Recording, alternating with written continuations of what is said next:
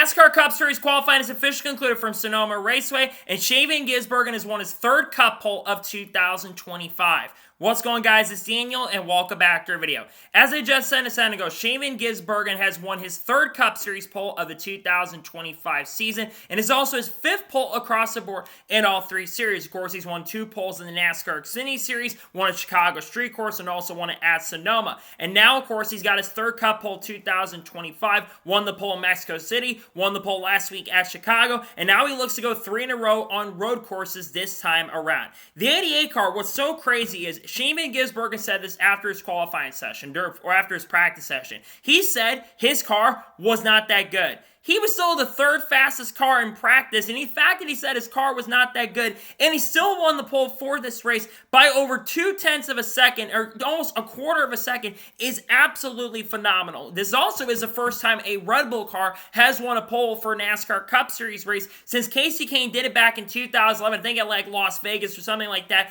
back in the 2011 season. It's been that long since a Red Bull car has been able to win the pole, and now he'll be trying to become the first driver to win with a Red Bull sponsorship in the NASCAR Cup Series since Casey Kane did it back at Phoenix in 2011. SVG, we know every time we come to a road course, he is going to be the absolute favorite. And I can definitely tell this week that the field is definitely a little bit closer than other weeks. They're a lot closer than they were in Mexico City, and they certainly are a lot closer than they were at, let's say, like Chicago, for example. And even though McDowell had a great car last week, I still think SVG was the fastest car there. But this time around, I think the competition definitely is a little bit quicker this time around. And we almost had someone beat him in this qualifying session today. But Gisbergen, once again, continuing to dominate, trying to do what he did last week, win both poles and win both races on the same weekend. It would be incredible. He's been absolutely dominant on these road courses this year. He looks to get his 4th career NASCAR Cup Series victory this weekend, jumping into the top 100 in the all-time wins. I think the 100th place has got 4 wins so far, so he looks to do that this weekend.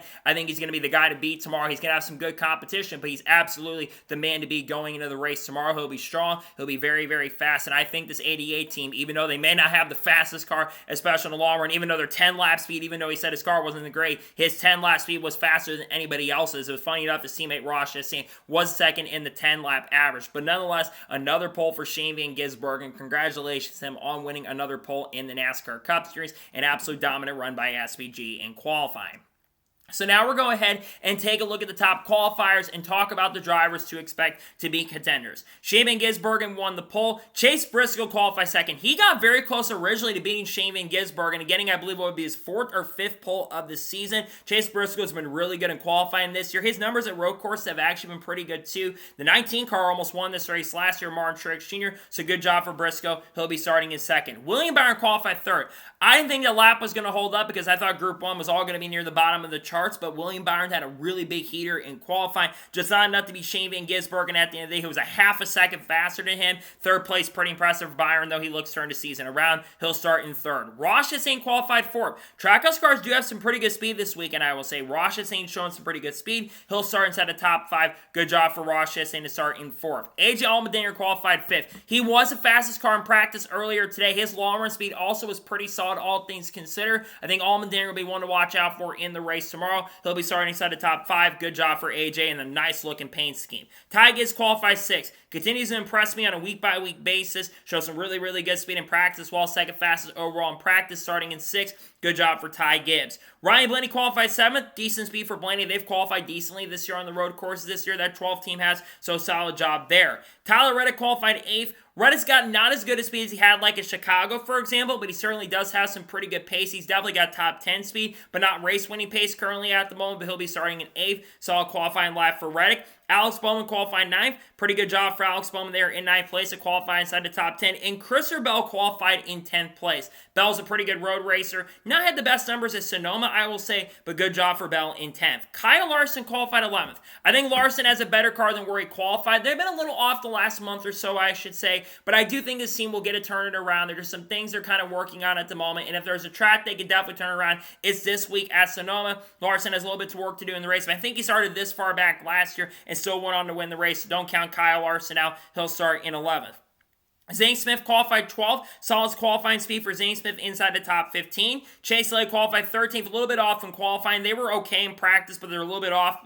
Chase has been hit or miss at Sonoma in the past, so he'll start inside the top 15. Chris Buescher qualified 14th. A little surprising to see Buescher not a little bit farther up the charts. And Michael McDowell qualified 15th. McDowell has been really cocky and really thinks he has a chance to win, which I think he does have a chance to win. But going to have a lot of work to do. Going to be having a little bit of work to do from the qualifying session. He'll start 15th. Denny Hamel qualified in 16th. Not great, but not terrible. Kyle Busch qualified 17th. Expect the Busch to qualify a little better considering historically how good he's at Sonoma. A little work to do. He'll start 17th. John Nemechek qualified in 18th. Daniel Suarez qualified 19th. Had pretty good speed in the first group earlier today. I think he's got one of the better cars in the field. I look for Suarez to be one to watch out for, and also is still a candidate for the Junior Motorsports number 88 car at this point, by the way. Ryan Preece qualified 20th. Decent speed, but not too great. Brad Keselowski qualified 21st. Joe Logano qualified in 22nd.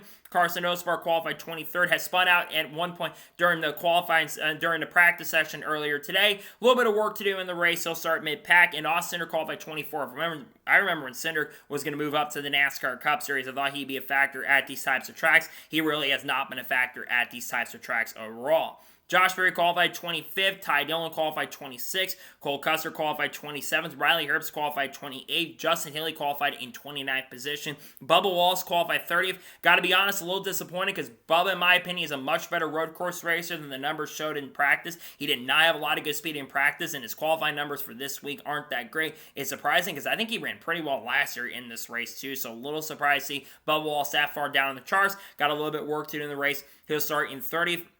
Eric Jones qualified in 31st. Noah Gragson qualified 32nd. Austin Dillon qualified in 33rd. Ricky Stenhouse Jr. qualified in 34th. Todd Gillen qualified in 35th. Cody Ware qualified 36th. Last of the cars that took time, and Catherine Lake will start in 37th. Catherine Lake, she did not take a time. I'm not exactly sure what was wrong with Catherine Lake's car, but they did not take a time.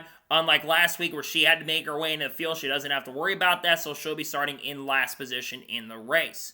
So, those are the drivers who qualified for the event. Let's talk about what to watch out for. This track is definitely a little more treacherous than last year. There's definitely less grip in the track, so definitely you're going to have to manage your tires throughout the event. Though tire wear is not as falling off as we've seen in other events. Guys are only falling off about a second, a little over a second at a road course, which is something that we want to see a little more of that, to be honest. A little more than a second of fall off if you want some of the best road course racing in general. I think, though, the track's going to be treacherous. A lot of guys spinning out in practice and qualifying especially. A lot of guys were making mistakes.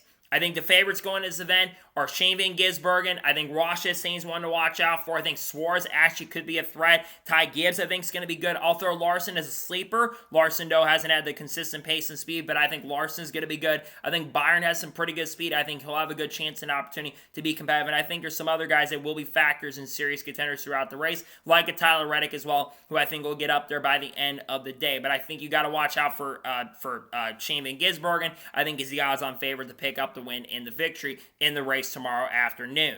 So that is going to be it for reactions in NASCAR Cup Series qualifying from Sonoma Raceway. I want to thank you guys for watching. Please subscribe to the channel. Notifications on, so if I win a video, it does go live on my channel. Follow me on Twitter, Facebook, and Instagram, and support me on Patreon as well. Let's go below that and comment your thoughts below on today's video. Your thoughts on NASCAR Cup Series qualifying, let me know thoughts in the comments below, and congratulate Shane Van Gisbergen on winning another pole in the NASCAR Cup Series. Let me know your thoughts in the comments below.